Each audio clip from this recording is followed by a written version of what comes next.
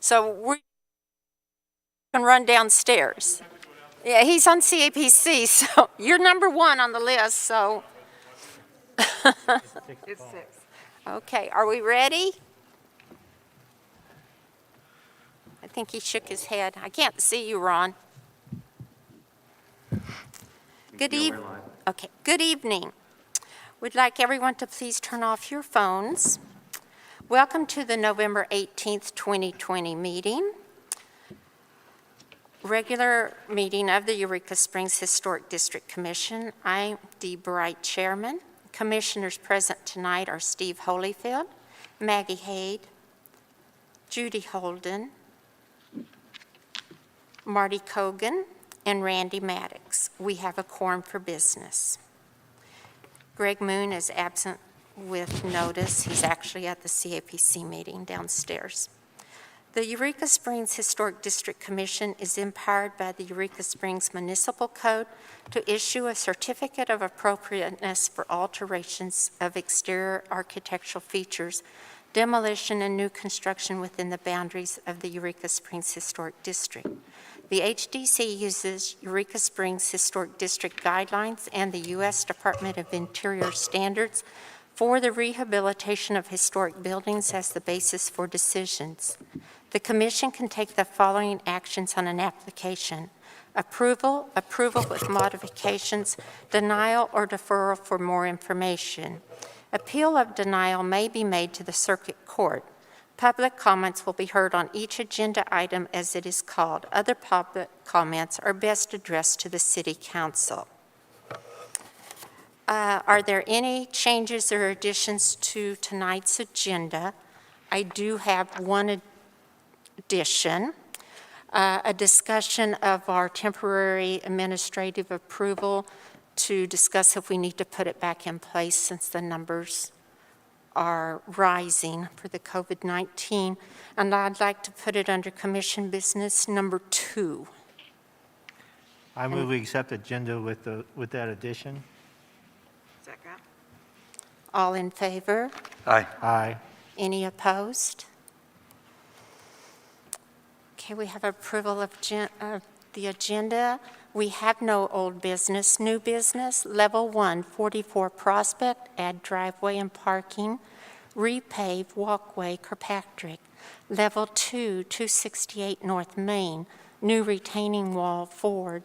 Level 2, 10 Singleton, remove chimney, add overhang to rear door and windows Gavron. Level 2, 159 Spring, changes to previous approved new construction Brooks.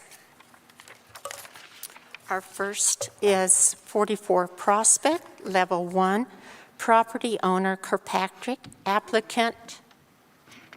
Oh yes, I'm sorry, Maggie needs to make a motion. I move that we discuss levels 1, 2, and 3, works at the address as shown on the request and the summary of facts. Do I have a second? Second. All in favor? Aye. Any opposed? I'm sorry, now start. I'm trying to hurry so Jeff can get down to the CAPC meeting.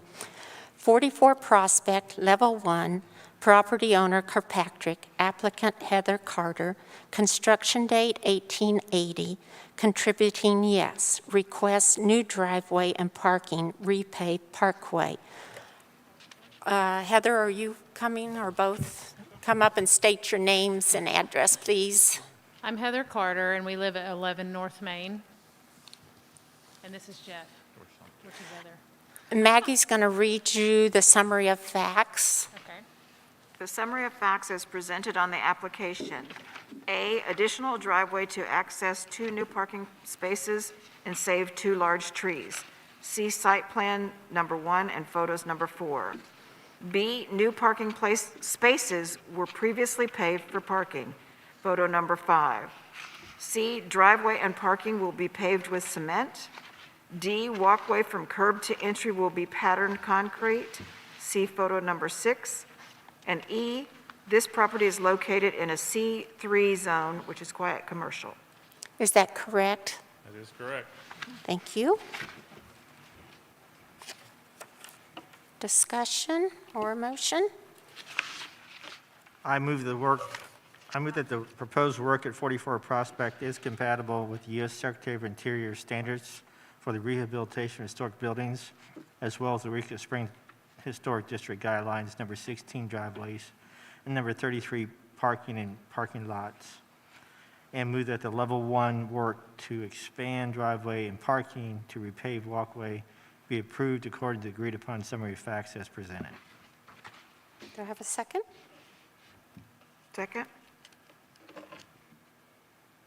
I have a question. Do you have to cut into the curb to Yes, put the we'll new have it, to two put curb your new cuts. driveway in? 2 curb cuts. Do you have to make a curb cut? Yes. Jeff, stand up closer to the mic. Okay, can you hear me now? Yes. Yeah, we're going to have some curb cuts. We've talked to Dwayne, and so we're working with him to assure that the water flow and all that's proper and done correctly. I see. And on looking at pictures this morning with Glenna, I had forgotten that part of the area, I'm trying to find that picture here, the old one, they made the deck in the last 2 to 3 years and did landscaping to part of the way where he's wanting to put driveway. So originally, well, 2 to 3 years ago, it was partially concrete there. Let me find it here.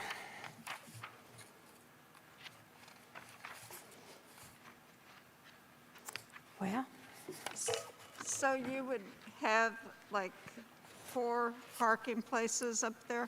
Yeah, that's our goal, is to get to 4 spaces. I'm sorry? Yes, we're trying to get to 4 spaces. That's our goal.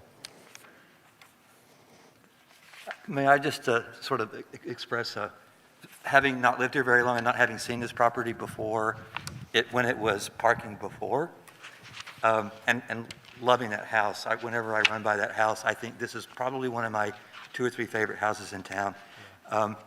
Though, sort of from a site design perspective, this kind of reminds me of paving paradise and putting up a parking lot. And I don't have any basis, to say that, we shouldn't do this. It's perfectly consistent, as far as I can tell, with the guidelines. I just wonder if you considered other ways to get parking, such as things that, you've seen probably these pavers that allow grass to grow, but that are structurally sound for parking. I know it would be more expensive. I'm just sort of raising the question of consideration of some of these alternatives. That's one of it, sort of from a design perspective, but also from just the question, and I don't know if Eureka Springs has much in the way of any sort of ordinances on pervious cover and percentages of, and for environmental impact on drainage and retention and that sort of thing. I don't understand the environmental impact aspect. So what exactly do you mean?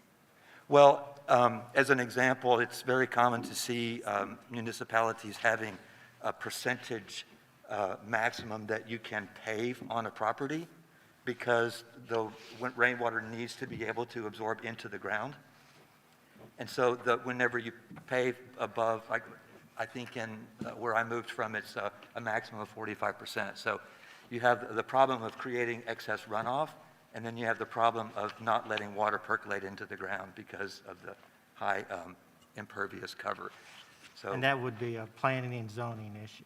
okay. So Planning and adding zoning, extra not- parking places doesn't, I'm passing the original picture, colored picture, made it easier for me to see this morning yeah. where there used to be driveway and now And that currently side street, what is the side street? going down the Is it hill. front? No, but what's the name of the street? Ellis Grade, that one? Because the front of the house is on Prospect, so the Kind of the back and the the side driveway is would be on what street? Prospect. The front. On Prospect, Yeah. too. So it is in the front. Yes. Front left side, if you're looking at it. Any other discussion? Steve Holyfield made the motion, Maggie Hayes seconded. All in favor? Aye. Aye. Any opposed? Opposed? Motion carries 4-1, and 1 absent. Maggie will give you your.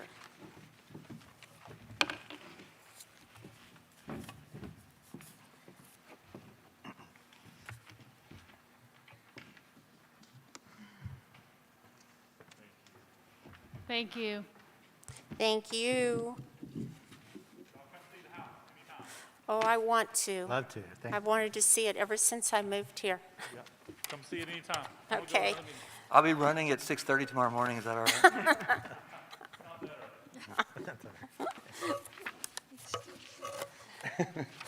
He said anytime. The next is 268 North Main. Is there anyone present? If you'll come up and state your name. I think that's Miss Penny.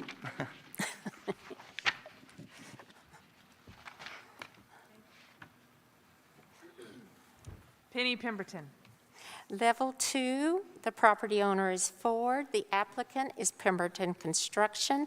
Construction date 1989. It is not contributing. Request new retaining wall. Maggie?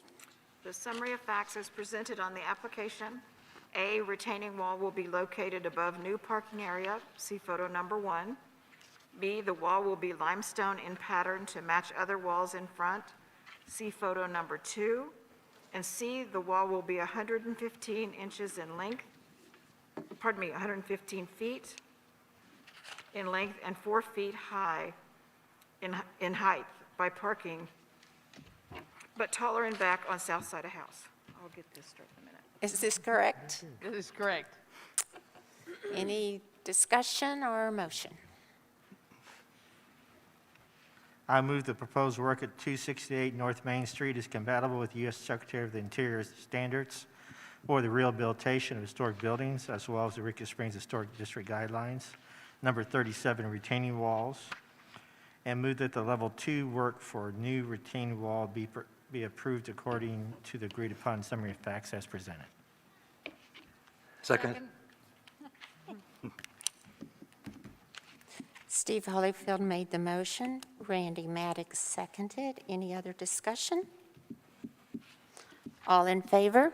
Aye. Any opposed? Votes 5-0. Thank you. Thank you, Penny. It's looking good. Thank you.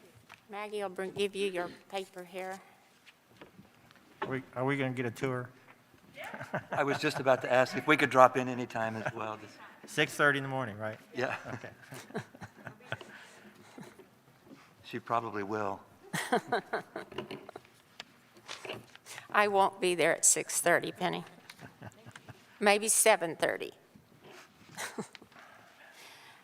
Okay, our next is 10 Singleton, Level 2. Anyone present? I think Glenna's going to represent this one. Property owner Barbara Gavron, applicant same. Construction date 1897. Contributing, yes. Request, remove chimney, add overhang to rear door and windows, add window box. Maggie, you want to read the summary? The summary of facts is presented on the application. A, the chimney is in very poor condition with loose bricks. See photos number 1 and 2. B, chimney is located on the rear of the house and not visible from the front. Photos number 3 and 4. C, overhang will be located over lower level rear door and windows. Photo number 5. And D, overhang will be 8 feet wide, 2 feet in depth, with shingles to match the roof. E, window box will span both windows. See photo number 5. Any questions or a motion? Window boxes, I don't remember us approving window boxes before. Can you give me break down the guidelines? I know it's just on, Yeah, you have. we have? Mm-hmm. So is it taking out historic windows to put in a window box? No, it's just a little flower box underneath. Oh, okay, I thought it was like one of those glass. No. Oh, okay. No, I'm sorry, yeah, just a flower box that Oh, goes okay. underneath the windows. On your picture number 4. The chimney that I can see, that is not the one that's going to be taken down? There's only one chimney. That It's- is the one. That is the one. It's on, if you look at the house from the side or the back, you can see it, but you can't see it across the front.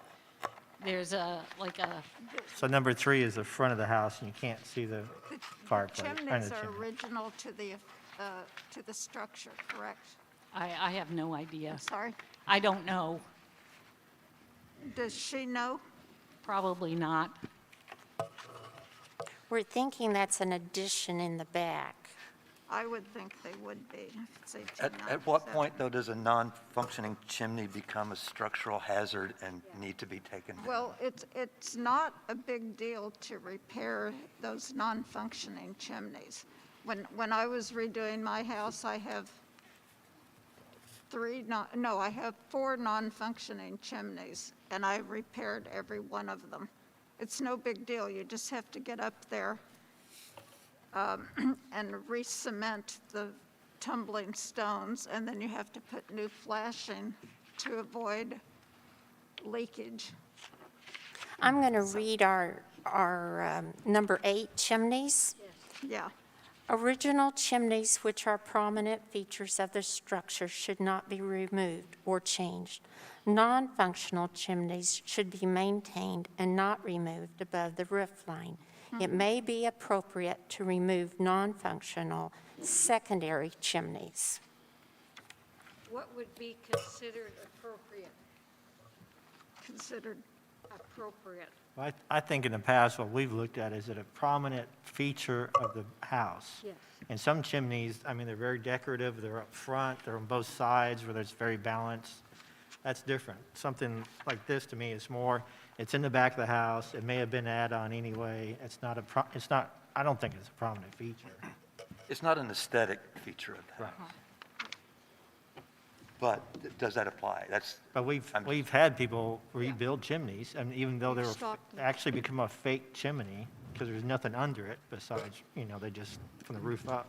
But it's part of the prominent, feature of the yes, house. it was. It's, when you see the house, that's part of what you're looking at is the chimney. And this, I don't think this, Yeah, to this me, is def- applies It in this definitely is in case. the back, and Yeah. we have approved, or we have not approved and caused them to repair prominent ones. If you look at picture number 3 in your packet, that's the front of the house. We can't see the it. house does not look to be 1897. But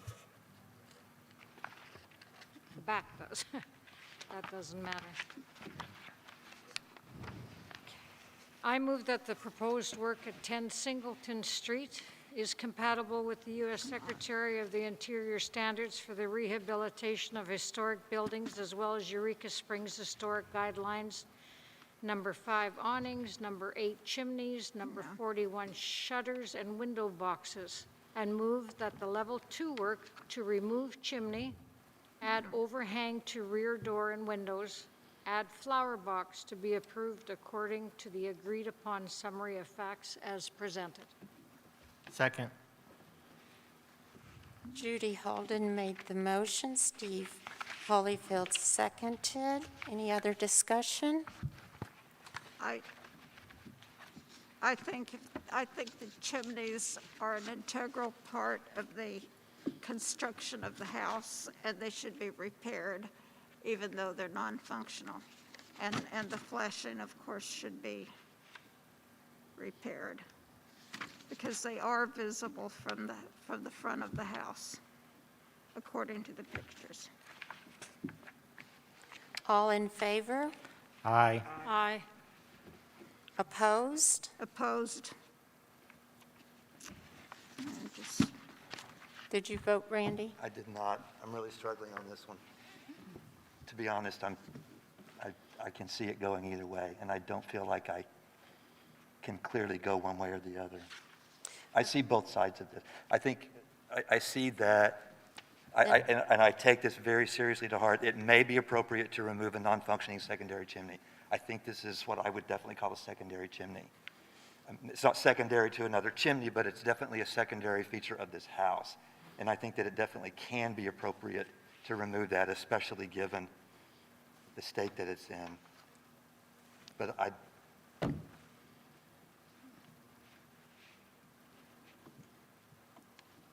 Then, then the house should be non-contributing because there's very little left that's contributing to that house.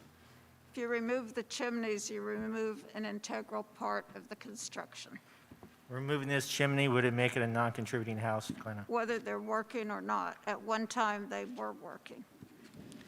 My guess would be And no. obviously, they haven't been maintained for years. They've been allowed to deteriorate. Would you guys like to split this up and vote on the chimneys separate from the awnings and the shutters and window box? I would think so, yeah. That's a good idea. yeah, let's, Okay, then, Steve, would you remove your second and ask Judy to kind I of? remove my second. And Judy, would you, I remove my motion 1. and then we got number 8 in there. I guess whoever makes the motion, put number 5 awnings, skip number 8 chimneys, and then go to 41 shutters, make that one motion, and then we'll make a motion for the chimneys separate. That makes sense. I move that the proposed work at 10 Singleton Street is compatible with the U.S. Secretary of the Interior standards for the rehabilitation of historic buildings, as well as Eureka Springs Historic Guidelines, number 5 awnings and number 41 shutters and window boxes, and move that the level 2 work to add overhang to rear door and windows and flower box be approved according to the agreed-upon summary of facts as presented. Second? Judy Holden made the motion, Maggie Hayes seconded. Any discussion on that? All in favor? Aye. aye. Aye. Any opposed? So number 5 awnings and 41 shutters and window box pass 5-0. Now we'll go and talk about the chimneys and make a motion. I'm Discuss sorry. first or make- Can I back up a minute? Shutters, did they mention the material the shutters going to be made out of? They're not doing shutters. That's just, Oh, the shutters is Oh, part of that. it's just Okay. part of that. that's part of that number. I'm sorry, I thought I in the missed something there for a guidelines. second. So no No shutters shutters. just are window on box. this house, just window boxes. cool. Okay, Thank you, sorry. That is confusing. okay. Yes, you can go ahead and discuss, Randy. Okay, it's a question. So I read the guideline that says, "It may be appropriate to remove non-functional secondary chimneys," and that makes me want to ask the question, what circumstances might make that appropriate? That's what I asked earlier. What is appropriate? Glenna? To me, Would- it would be if if it has a visible presence from the street. What would make it appropriate to tear it tear it down? Like, for example, if it's a structural hazard, if it's in danger of falling, and Well, that's what it is right But it's now. it only, is, it definitely is. it's only a hazard because they are not repaired. Because it's not, because It's a fairly simple project to repair those non-functional chimneys. And I know it's not fashionable at this table, but also consider that we're asking a homeowner to spend money to put up a fake chimney that doesn't serve any purpose, and it's, again, not prominent. And that to me is important when something pretends to be there when it's not, just from an authenticity perspective. I could preach a long sermon on that one, but, so I guess my question still is the state that it's in and the expense that it would take? I mean, one person may choose to repair it and another might not, but is that a basis for saying it is appropriate to remove it if that's your choice? And I guess, I have a I question. understand what you're saying. I have a question of And- Glenna. My personal belief is that those chimneys should be repaired and maintained, even though they're non-functional, because they are an integral part of the 1897 historical house. Well, looking at this picture, the chimneys, number 1 and 2, it's going to have to be torn out and totally replaced, so. I have a question, Glenna. This is a new roof, right, in the last couple of years? Yes. So it looks from this picture, because, driving by, I couldn't climb up on the roof and look. It looks like they just kind of shingled around it. Is there a fireplace under, is it completely non-functional? I'm No. surprised if that's what they did. I'm surprised the roof doesn't leak.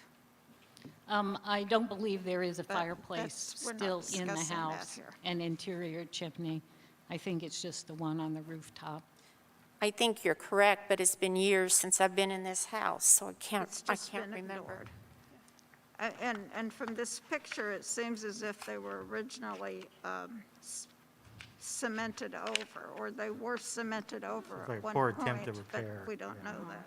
Well, we could ask for Miss Gavron to come for more information, And she put whatever's up to you guys. But again, we're asking a homeowner to spend the money to put up a faux chimney. Just Well, saying. you have done that before, but they've been Prominent. They've fancy been chimneys.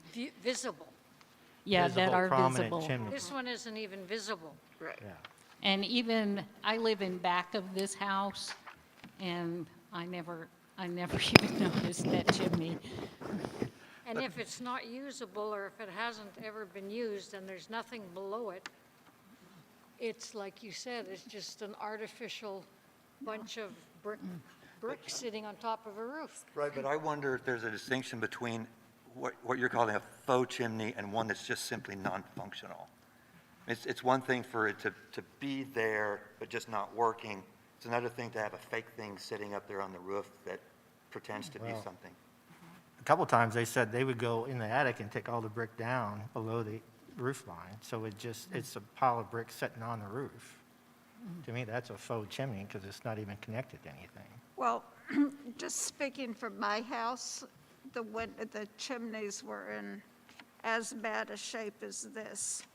And at the time, the commission, the Historic District Commission, said that they had to remain because they were part of the original structure. And it was no big deal to fix them, and to my way of thinking, I'm glad I did it, because they really belong where they are. I think we need to ask her to come before us. To clarify what? Well, to clarify whether or not there is a fireplace and chimney. I don't believe there is one. You I think don't? she told Okay. me there was not an interior chimney. But it's not my house, so I don't really know for a fact.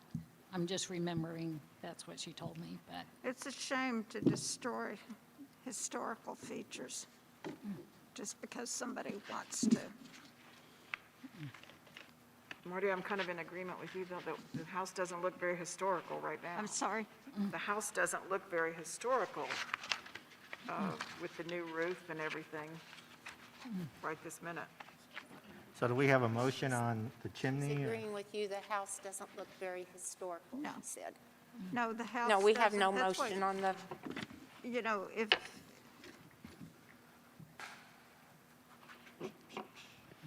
I move that the proposed work at 10 Singleton Street is compatible with U.S. Secretary of the Interior's standards for rehabilitation of historic buildings, as well as Rickett Springs Historic District Guidelines, number 8, chimneys.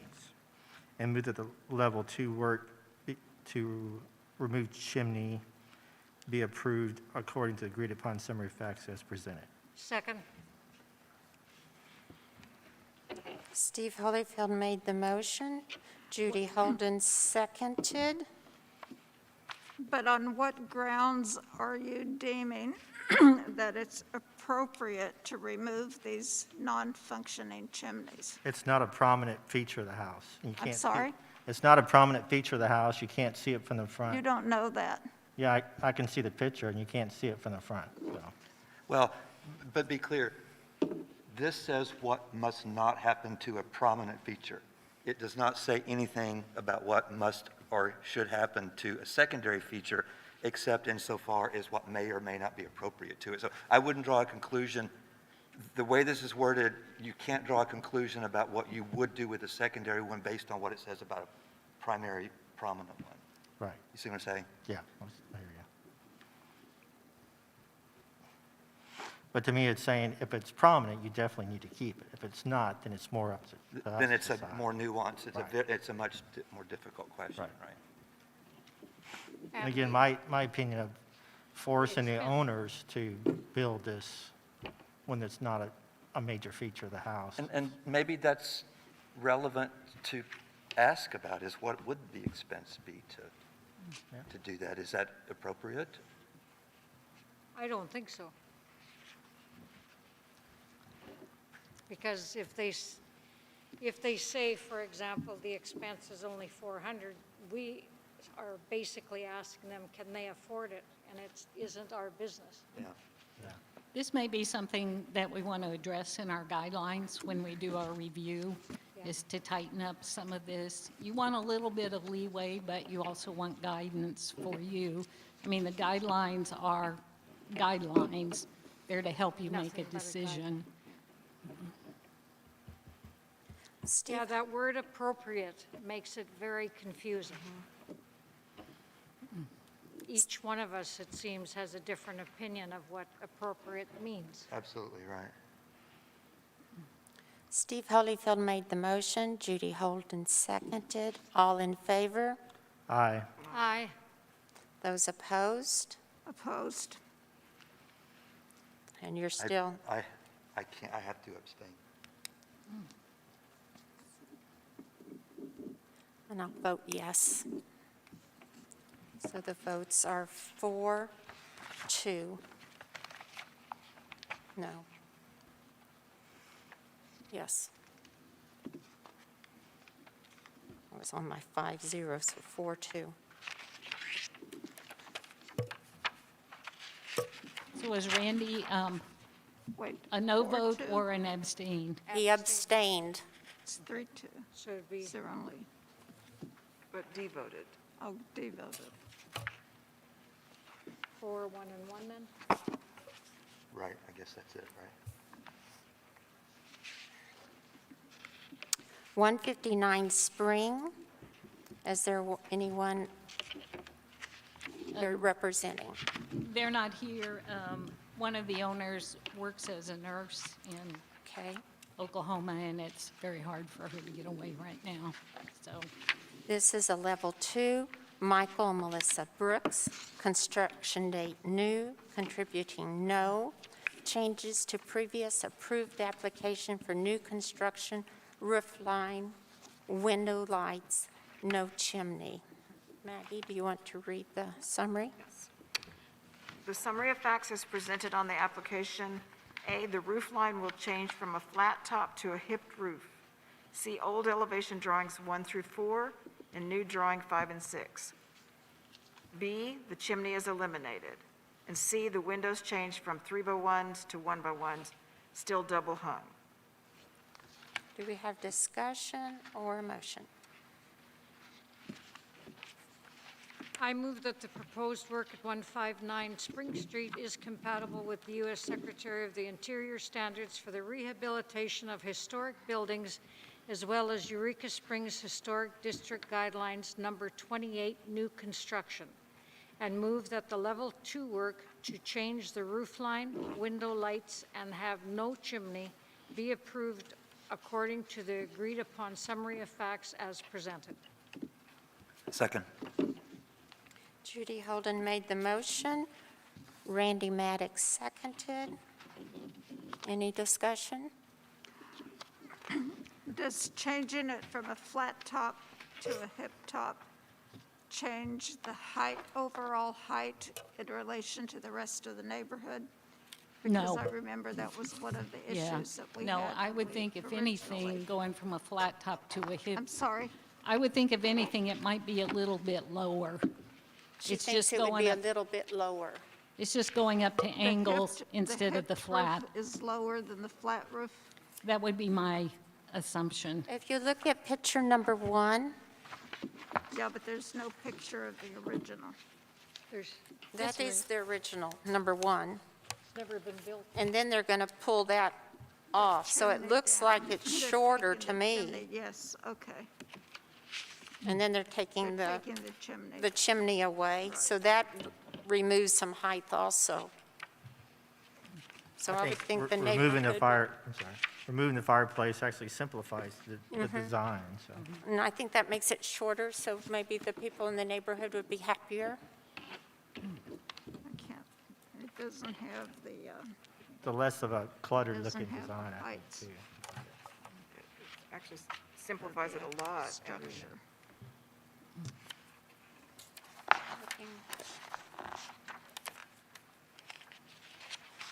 From the first time, Glenna, like Marty says, it doesn't have the height, so it's really not changing any of the height, basically, except taking the chimney down and then maybe making it flatter than And we're hipped. removing the flat top. So that should take at least a few inches off, but we don't have the new measurements. We're done.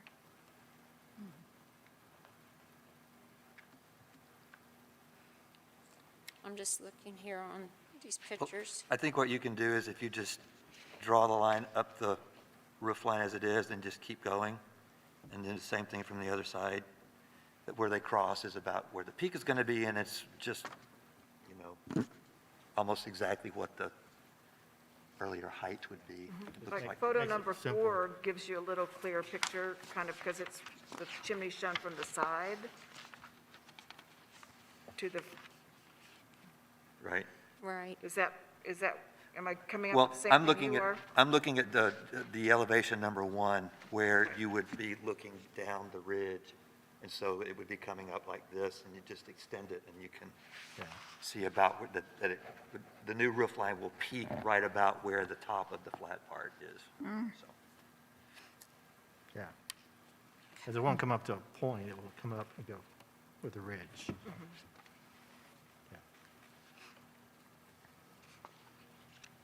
Okay. All in favor? I, Any opposed? Motion passes 5-0. We had no consent agenda.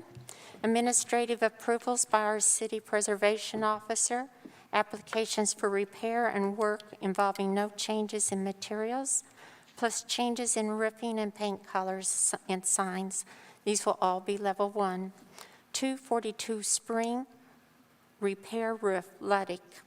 3 Armstrong, rebuild walls. K.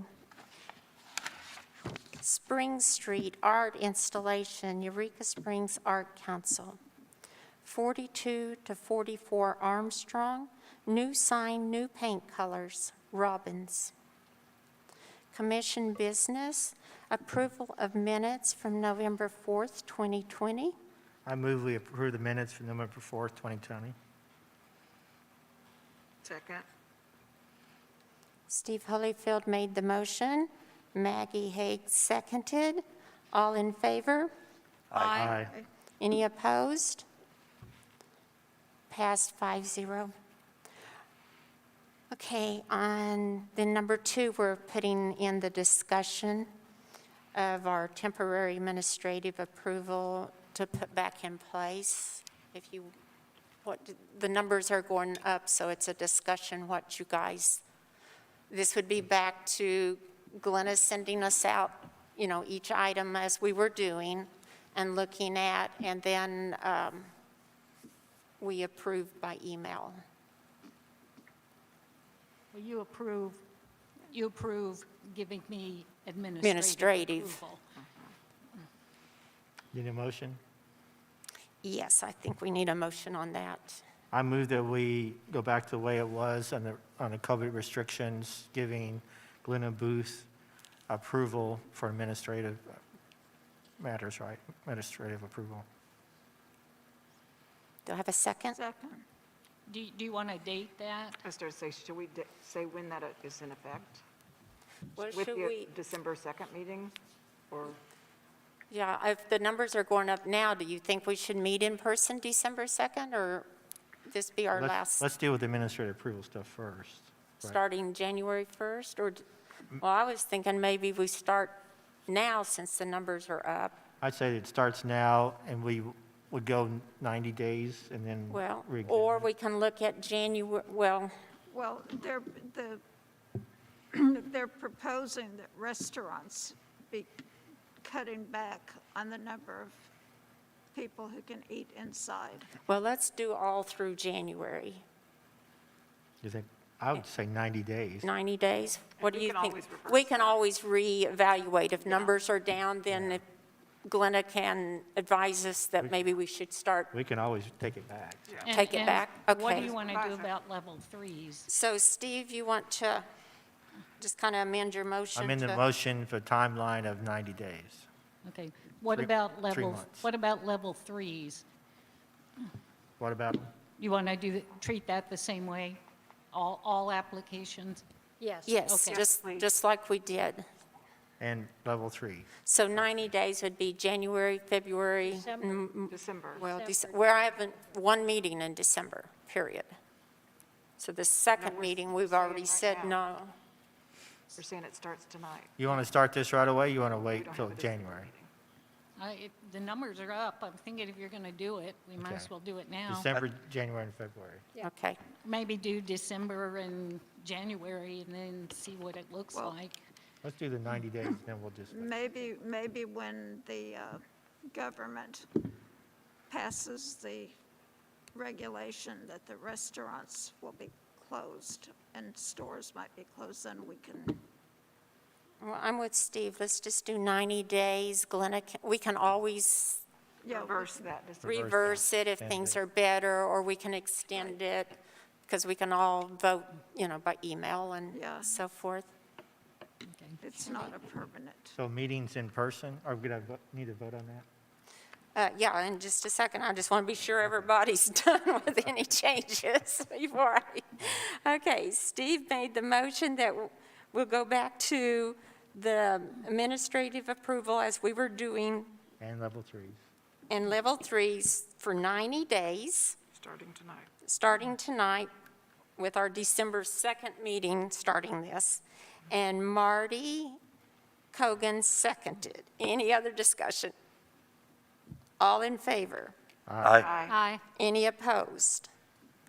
Passes 5-0.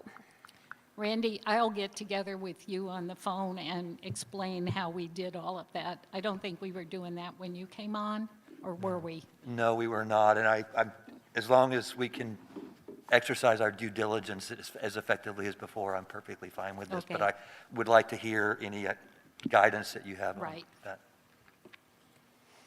Okay. Well, our next meeting would have been December 2nd, 2020.